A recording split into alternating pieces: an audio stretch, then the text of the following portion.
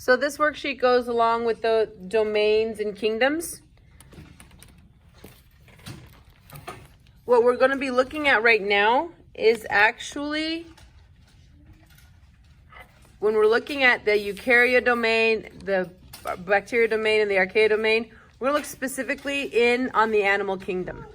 Within the animal kingdom, all right, we have levels of we have phylum and classes, and we'll get into that later. But specifically, when we talk about animals, this is what we're usually thinking about, okay?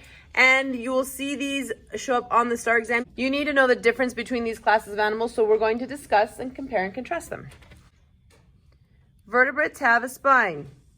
All of these animals have a spine.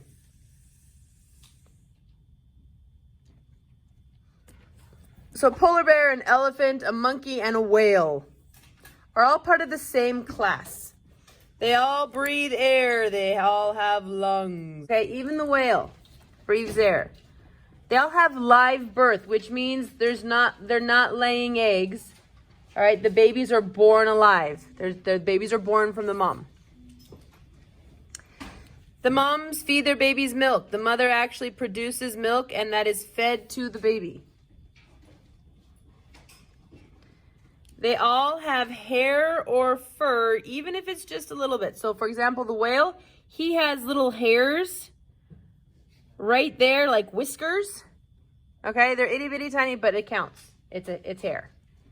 All right, and they're warm-blooded. What does that mean? A warm-blooded animal compared to a cold-blooded animal. Warm-blooded animals, their bodies have to maintain their temperature. You are a warm-blooded animal. If you take your temperature every 2 hours for the rest of your life, the temperature is fairly similar, okay? If you get sick and you get a fever, it might go up, okay? But it should stay about the same. But if I have like a pet snake, snakes are cold-blooded. I take his temperature is going to be warm if it's warm outside. It's going to be cold if it's cold outside. Their body temperature depends upon their environment. So, what class do all of these belong to? Mammals. This next group here. Their name means to creep, to crawl. All right, they are air-breathing. They have lungs. They are cold-blooded compared to warm-blooded. And their skin is made of scales or some sort of a bony plate, including turtles, snakes, lizards, iguanas, alligators. Those are all part of what group? What class are they all? These are all reptiles. Now, our next group often gets mistaken for reptiles. The frogs and the toads, they often get mistaken to be considered reptiles, but they are different because of their relationship with water. They are born in water, and the adults are found on the land. They live in moist environments. They are also cold-blooded. Okay, they lay soft eggs. The difference primarily between these and these is the idea that they're born in the water. So these soft eggs get laid in water, and then they're born, and their early life cycle is in the water, and then as they mature, they become land dwellers. What do we call these? Okay, so this right here, it looks like a lizard, but it's not. This is a salamander. We have the frog, we have the toad. Do you guys remember what these are called?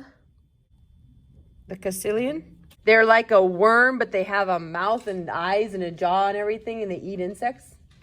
They have a spinal, they have bones inside there, where a worm doesn't have bones, they have bones. These are all in the same class. What are they? Amphibians. Amphibian means two lives. So the first half of their life in the water, the second half of their life on land.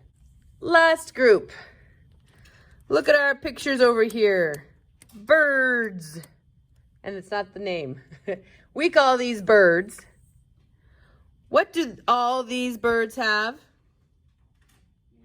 Wings. They also have toothless beaks, so their beaks don't have any teeth in them. All right, their skeletons are super cool. They're really strong, but they're light. They lay hard eggs. They have a fast metabolism. Now, this is really cool. Their heart rate, their little hearts are just like, they go they're really fast little hearts. This little bird has to eat like its entire weight in food every day. Warm or cold? They are warm-blooded. So, what's the science name for birds? The Latin name for birds? Aves. All right, so this worksheet on these classes of vertebrates, vertebrate classes, we're going to put this in your work on your page for domains and kingdoms.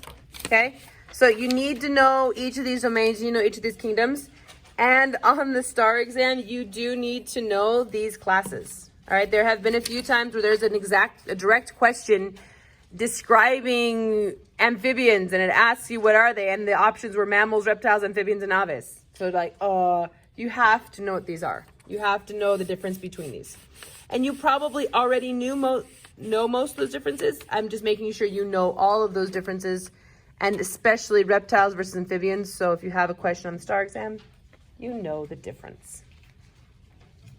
So that's that journal entry complete.